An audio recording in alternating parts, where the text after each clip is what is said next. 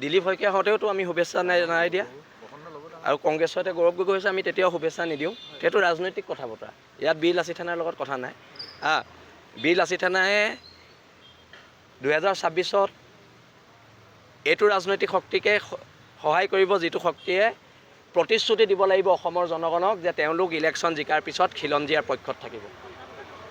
খিলঞ্জীয়াৰ দপদপনি যোনে ইয়াত কৰিবলৈ দিব তেওঁলোককে ছাপোৰ্ট কৰা হ'ব, তাৰ বাদে বেলেগ কথা নাই। আমি না বিজেপি সদস্য না আমি কংগ্ৰেছৰ সদস্য। 2026 চাই লওঁ, নৱেম্বৰ মানত এইটো ভাবিম কি হয়। নহয়, আমি আঞ্চলিকতাবাদৰ শিবিৰতে থাকিম আৰু ইমান দিন জাতীয়তাবাদ কৰি আৰু MLA মন্ত্ৰী হ'বলৈ আমি ৰাষ্ট্ৰীয় দলৰ শৰণাপন্ন নহওঁ। নহয়, আমিতো শিৱসাগৰত কৈ দিছোঁ বীৰ লাচিত থানাৰ সৈনিকক য'তে পায় ত'তে ধৰি পুলিচক গতাই দিব কৈছোঁ। আৰু আমি অভিযানটো আমি যদি কৰিবলৈ হয় পৰিস্থিতি ভয়ংকৰ হ'ব। সেইকাৰণে আমি আকৌ কৈছোঁ আৰক্ষীক অতি শীঘ্ৰে আপোনালোকে ব্যৱস্থা গ্ৰহণ কৰক, নহ'লে যদি আমাৰ সৈনিক ৰাস্তাত নামিবলৈ হয় তেতিয়া কথা বেয়া হ'ব। মই সংগঠনৰ প্ৰতি দায়বদ্ধ। সংগঠনৰ সৈনিকসকলে যি ক'ব তাৰ ওপৰতে ভিত্তি কৰিয়ে হ'ব। আৰু যদি ইয়াৰ আগৰবাৰো মই শিৱসাগৰত ইলেকশ্যন উঠাৰ কথা আছিলে, কিন্তু সংগঠনৰ সৈনিকসকলে নিদিলে, সেইকাৰণে নুঠিলোঁ। মই সংগঠনৰ সৈনিকসকলৰ ওপৰত দায়বদ্ধ। চাওঁচোন, লুইণ্ডাৰ এনেই মোৰ কথা বতৰাবোৰ ভাল লাগে আৰু লুইণ্ডাৰ স্পষ্টবাদী চৰিত্ৰ মোৰ ভাল লাগে। দিলীপ শইকীয়া হওঁতেওতো আমি শুভেচ্ছা নাই দিয়া আৰু কংগ্ৰেছতে গৌৰৱ গগৈ হৈছে আমি তেতিয়াও শুভেচ্ছা নিদিওঁ। সেইটো ৰাজনৈতিক কথা বতৰা। ইয়াত বীৰ লাচিত থানাৰ লগত কথা নাই। বীৰ লাচিত থানাই 2026 এইটো ৰাজনৈতিক শক্তিকে সহায় কৰিব, যিটো শক্তিয়ে প্ৰতিশ্ৰুতি দিব লাগিব অসমৰ জনগণক যে তেওঁলোক ইলেকশ্যন জিকাৰ পিছত খিলঞ্জীয়াৰ পক্ষত থাকিব। খিলঞ্জীয়াৰ দপদপনি যোনে ইয়াত কৰিবলৈ দিব তেওঁলোককে ছাপোৰ্ট কৰা হ'ব, তাৰ বাদে বেলেগ কথা নাই। আমি না বিজেপি সদস্য না আমি কংগ্ৰেছৰ সদস্য। 2026 চাই লওঁ, নৱেম্বৰ মানত এইটো ভাবিম কি হয়।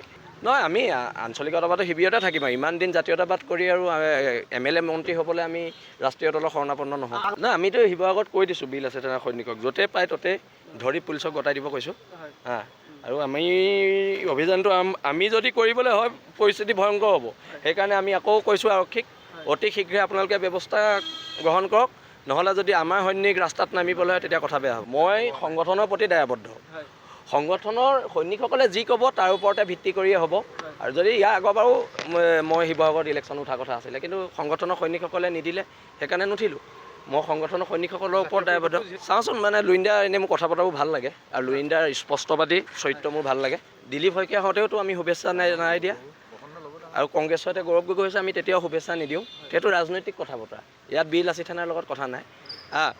বীৰ লাচিত থানাই 2026 এইটো ৰাজনৈতিক শক্তিকে সহায় কৰিব, যিটো শক্তিয়ে প্ৰতিশ্ৰুতি দিব লাগিব অসমৰ জনগণক যে তেওঁলোক ইলেকশ্যন জিকাৰ পিছত খিলঞ্জীয়াৰ পক্ষত থাকিব।